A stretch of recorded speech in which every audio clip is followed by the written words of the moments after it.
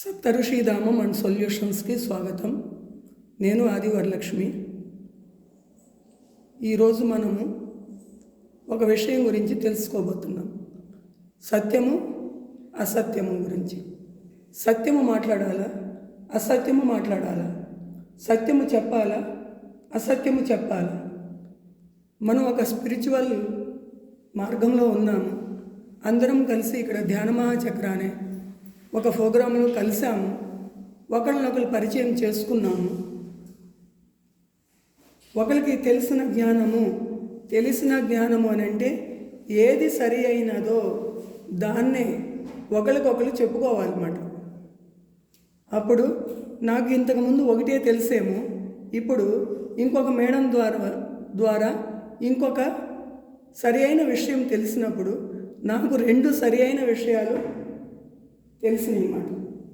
సరి అయినదే మనము చెప్పాలి, సరి అయినదే మనము చెయ్యాలి. అదే ఆధ్యాత్మికత అంటే.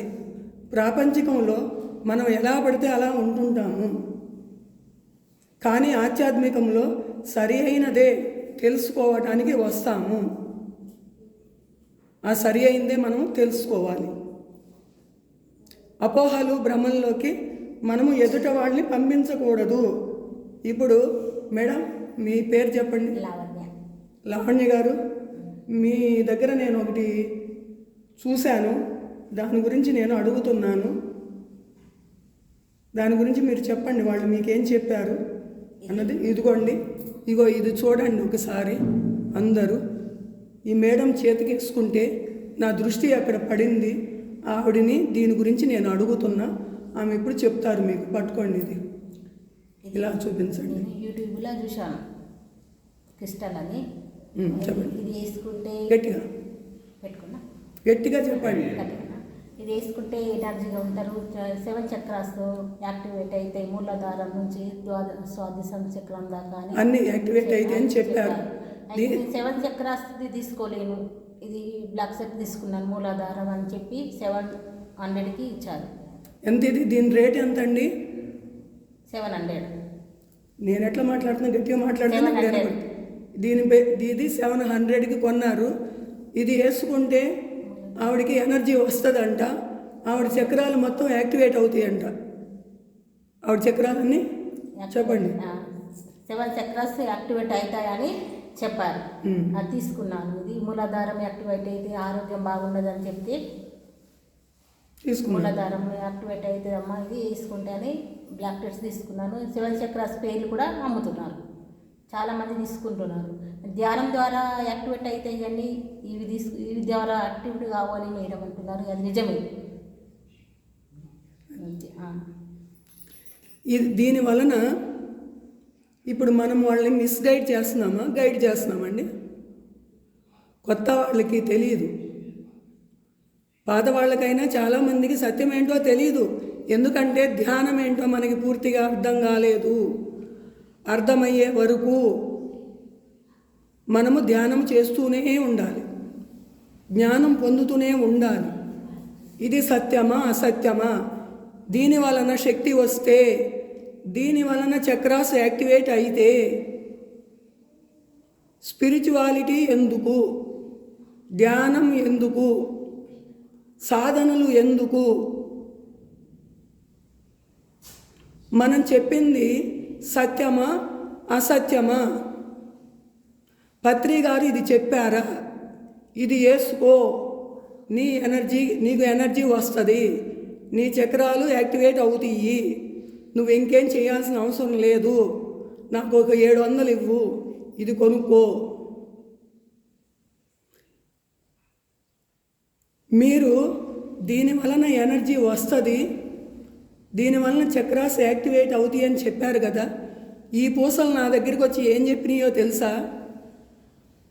నేను నీకు అందాన్ని ఇవ్వటానికి, నీ చేతికి అందాన్ని ఇవ్వటానికి తప్ప ఒక అర్థాన్ని ఇవ్వటానికి కాదు.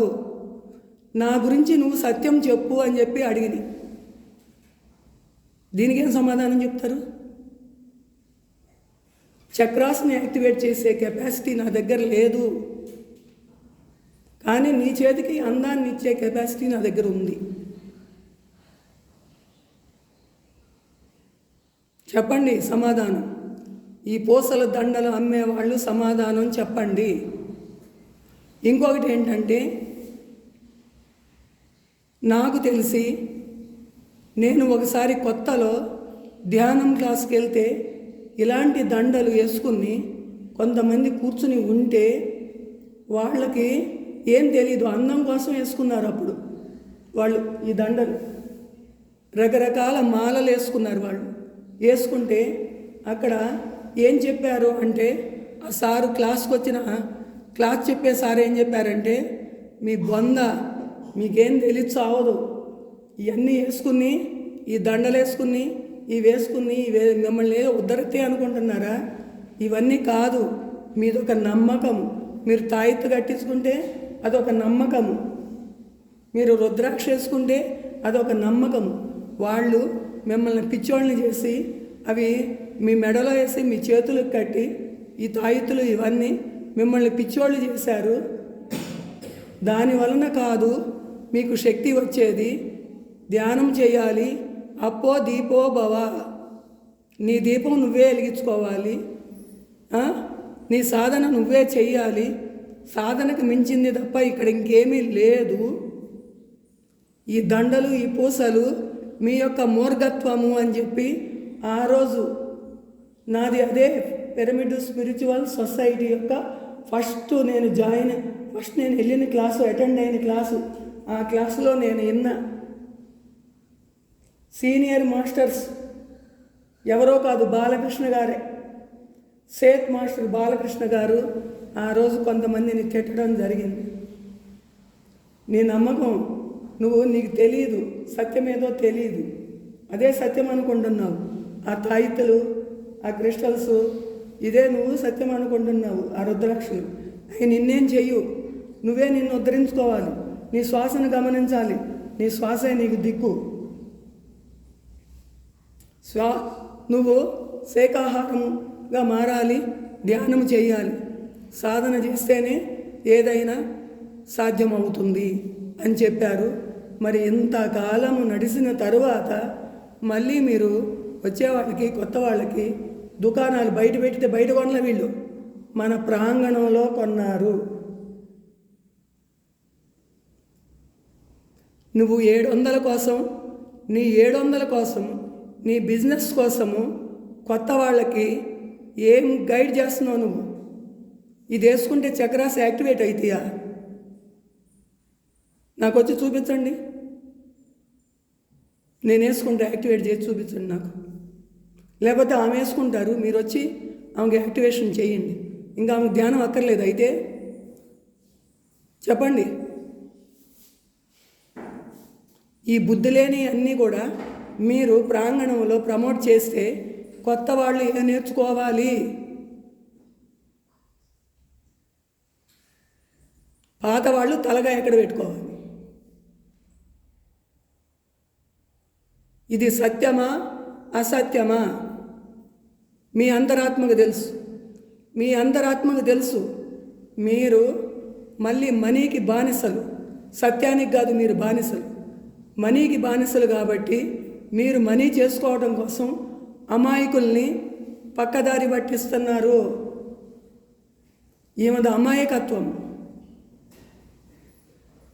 అమాయకులు ఎప్పుడు చెడ్డవాళ్ళు కాదు. అమాయకుల్ని పరమాత్మ క్షమిస్తాడు.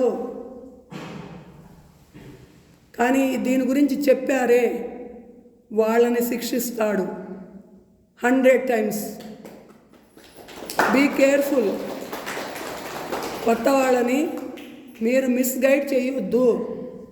తెలియకపోతే తెలియనట్టు ఉండండి. ఏది పడితే అది చెప్పితే కనుక తస్మాత్ జాగ్రత్త. ప్రళయానికి బలవుతారు. మీ లోపలే ఒక ప్రళయం వస్తుంది. Be careful. సత్యాన్ని సత్యంగా తెలుసుకోవటం చేత కాకపోతే అన్నీ మూసుకుని పోయి మళ్ళీ ధ్యానం ఏంటో తెలుసుకోండి. Be careful.